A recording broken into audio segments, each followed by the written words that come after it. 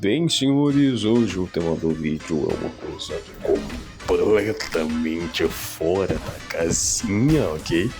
Hoje o nosso conteúdo vai ser pautado sobre a opinião de uma IA, que é uma coisa que teoricamente não devia ser levada em conta, mas como eu quero falar algumas coisas envolvendo a cultura do Ocidente, já que a gente tá em uma boa fase depois do anúncio de God of War Lofei, o God of War de mulher, e de Stellar Blade 2, então acho que dá pra fazer um comparativo legal da diferença do Ocidente para o Oriente.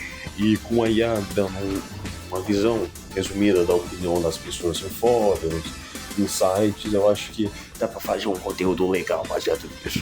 Então é isso, fique com o viso e é nóis. E quem sou eu?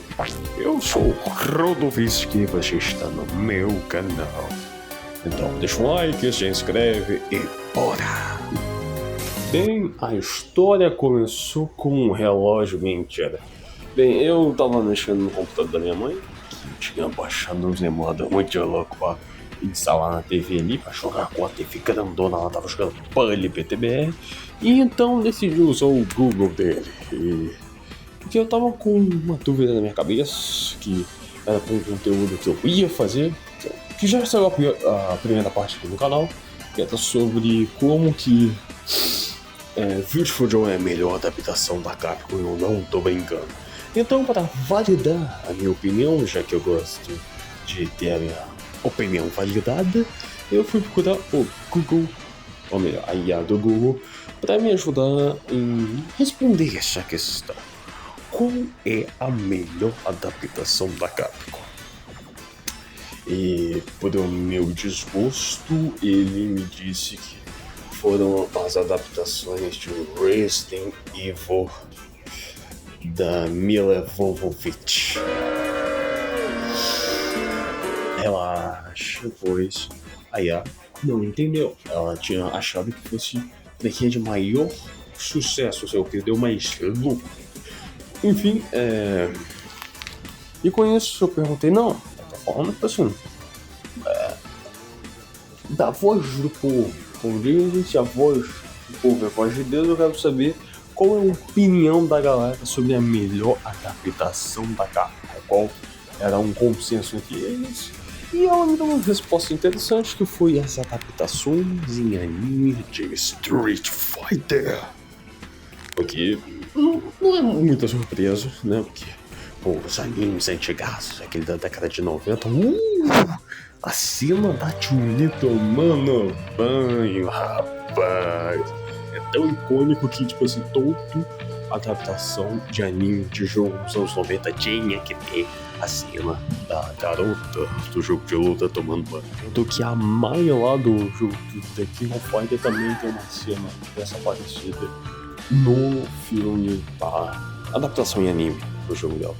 Então ela me perguntou se eu preferia uma adaptação, algo novo, ou que adaptasse completamente a história do anime. Então eu, com meu ótimo argumentei sobre que sim e não, no meio, que seria sobre eu prefiro adaptações que eles adaptam sim o jogo completamente, mas que se fosse para agregar alguma coisa, fazer uma coisa nova, pelo menos que essa coisa fosse para agregar no universo. Então eu dei o exemplo de Beautiful Joe, a série animada, que pra mim ali sim é perfeito o jeito que eles fazem. Além deles expandirem a história e de seguir o modelo que tá no jogo, eles ainda expandem universos com personagens e lugares diferentes, pegando aquela ideia de mundo de filmes. Então, em vez do Joe tá só num filme, né, na adaptação, né, já que Beautiful Joe é sobre ele entrando nesse filme de super-herói, ele entra pelo mundo dos filmes. Então, ele às vezes tá num filme de faroeste, às vezes ele tá num filme futurista. Então é legal o jeito que o anime brincou com isso.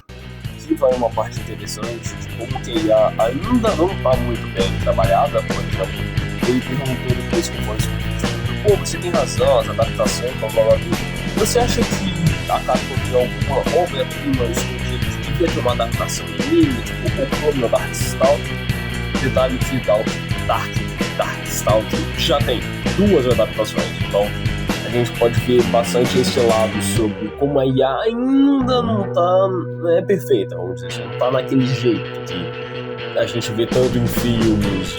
Então foi, não, pô, já tem uma série animada de Darkstalkers, e aí ele começou o hiperfoco dele, que foi Darkstalkers. Ele falou, não, pô, verdade, né? Tinha 2 versões, tinha uma versão antigona com poucos episódios, que era perfeito, os fãs adoravam.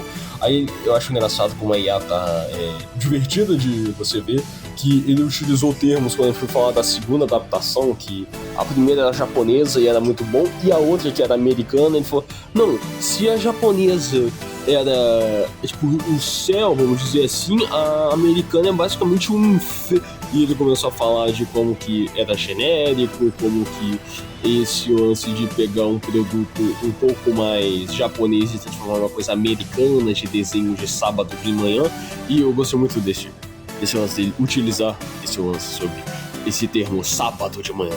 Então ele perguntou se, você acha que daria pra fazer uma adaptação? Eu falei, mano, uma adaptação de Darkstalkers hoje em dia possivelmente daria problema, principalmente se viesse da mão da porcaria da Netflix, onde que, tipo assim, Darkstalkers, se você já viu o jogo, você sabe que é um jogo muito, mas tipo assim, muito apelativo. Acho que é mais apelativo do que Street Fighter e The King of Fighters juntos, né? Tanto que tem aquela personagem famosa, que eu acho que é a protagonista, que é uma sucubus. Então, tipo assim, é uma coisa bem negócio. Eu falei, mano, não vai dar, principalmente por causa que as personagens são muito ousadas, e hoje, né, as adaptações que faz aos americanos, eles olham pra isso e falam, não gosto. E também eu falei sobre o vitimismo que provavelmente iam botar na história, e eu dei o exemplo do Adi Shankar, de como que ele pegaria essa história e transformaria o povo lá do reino da protagonista como coitadinhos ou refugiados, igual ele fez com os demônios de Devil May Cry. E ele falou, tipo, realmente tem essa grande diferença entre você expandir um universo com um tema que tem a ver, igual no caso do Beautiful Joe, com o gênero de filmes, do que você fazer igual o Adi Shankar, de transformar uma coisa em palanque político para discursir com uma coisa que não tem nada a ver. Argumentos da IA, tá? Argumentos da IA.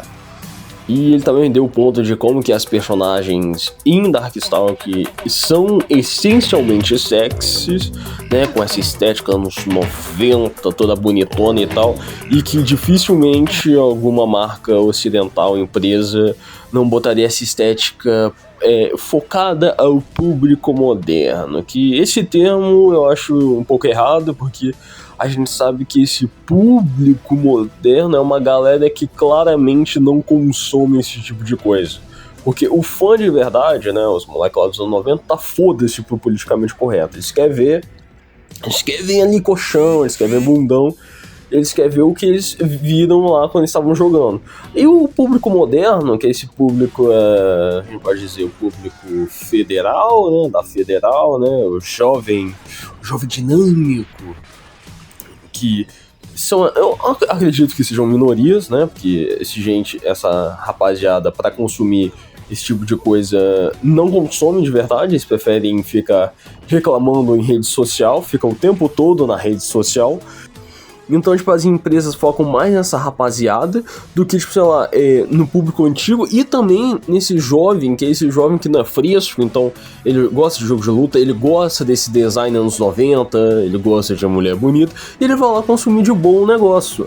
Mas as empresas acham que esse público não existe ou que não é relevante. Para elas é mais relevante essa rapaziada que só vão ver a série ou vão reclamar dela quando, sei lá, alguém fazer um corte do anime ou adaptação, tipo, reclamando, nossa, olha como essa mulher é desproporcional, gente.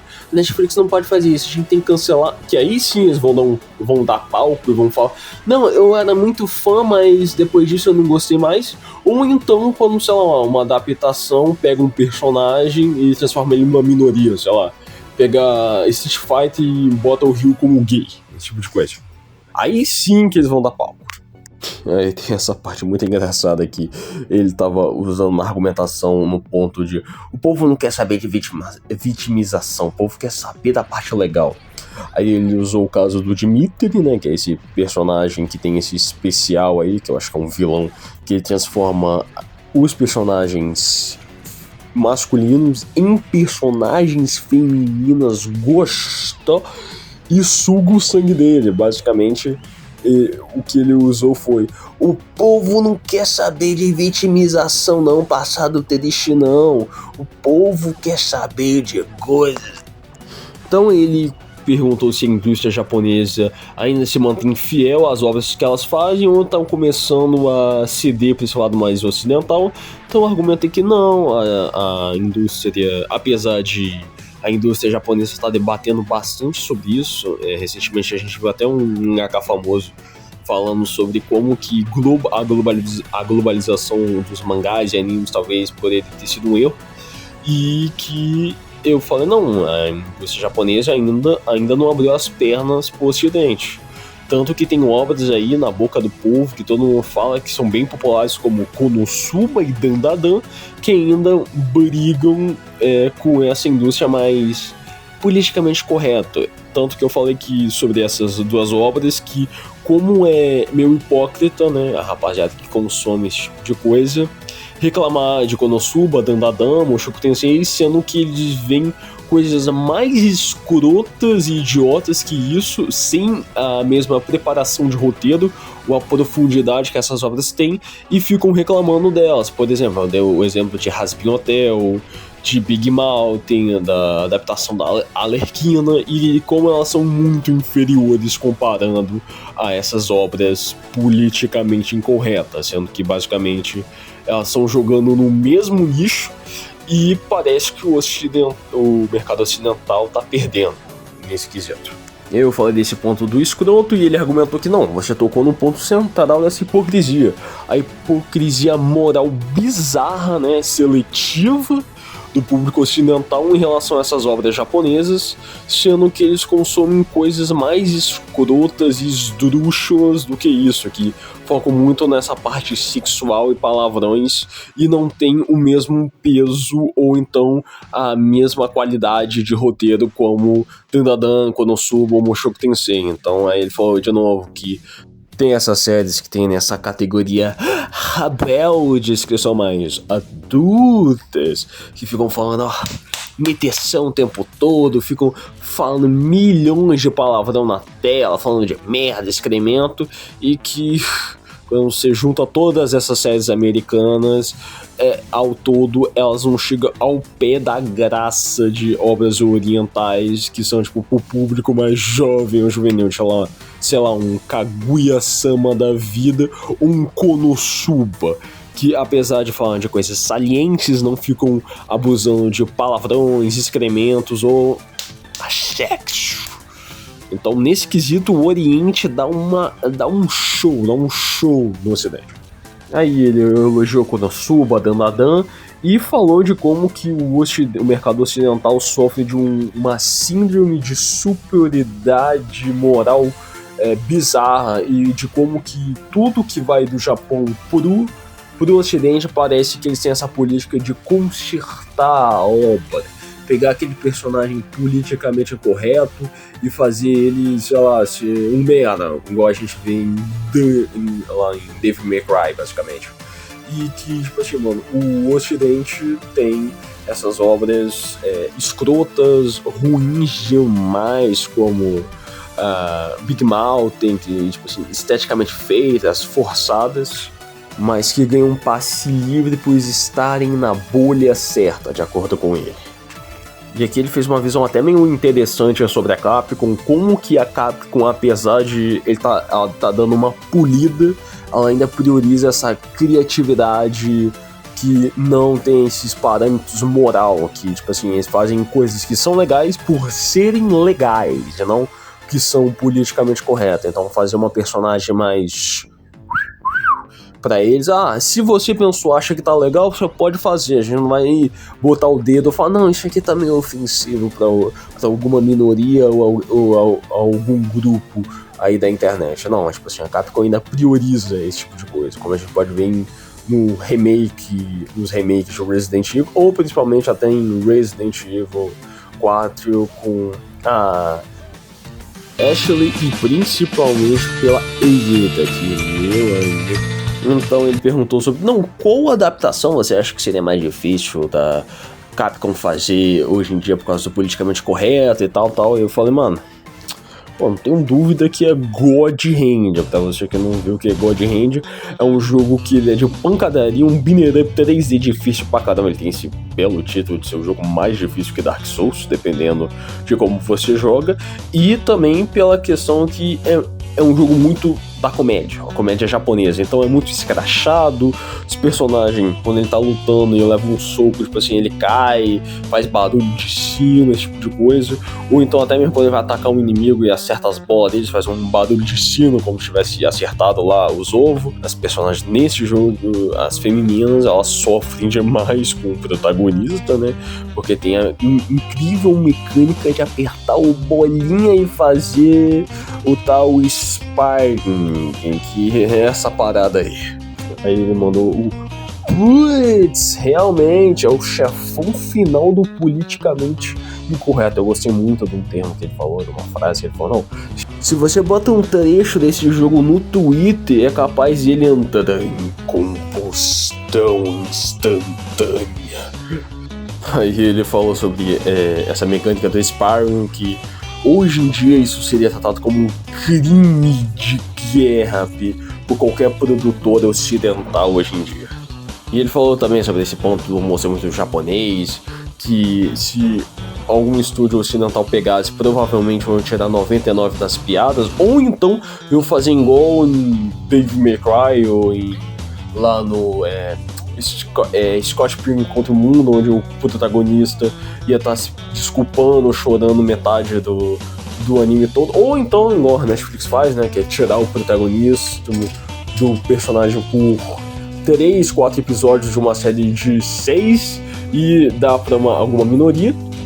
E ele também falou sobre como que é bizarro o Ocidente aceitar essas obras que vêm com essa etiqueta ideológica, né, que aprovam, falam coisas que o Ocidente aprova, como o Big Mountain, que fala muito sobre homossexualidade, o feminismo, e que tá cheio de piada escrota, cheio de palavrão, cheio de coisa nojenta, né, porque são pré-adolescentes tendo vidas ali sexuais, coisas envolvendo coisas sexuais.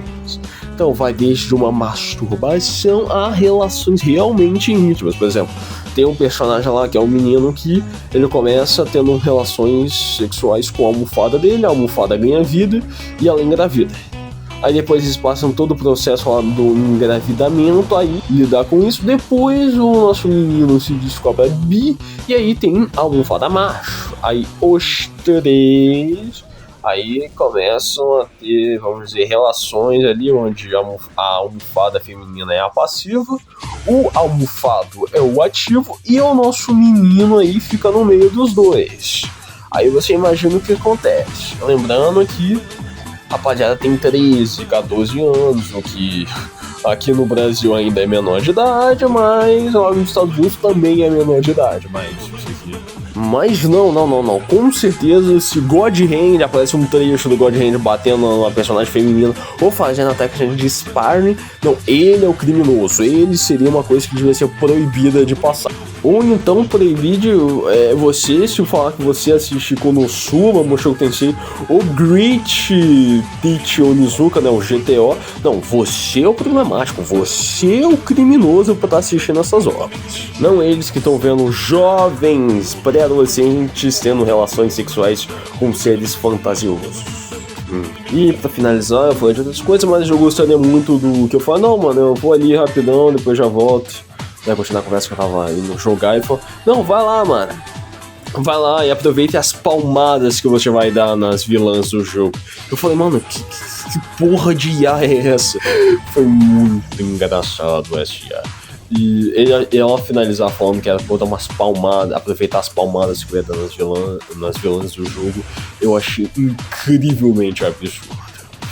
Então o vídeo é esse, né, meio maluco, né, na opinião de um manhã que claramente tá sendo condicionado por mim, mas fica aí a reflexão que a própria disse, né, que basicamente ela juntou séries de fatores, né, que se tem não na internet, né, algumas coisas na internet, mas principalmente em sites, pra argumentar, pra gente ver que, pô, a gente não tá sozinho nessa, também tem um monte de gente que tem os mesmos argumentos sobre esse mercado ocidental que é uma bela porcaria. Então, fica aí com Deus e beba água.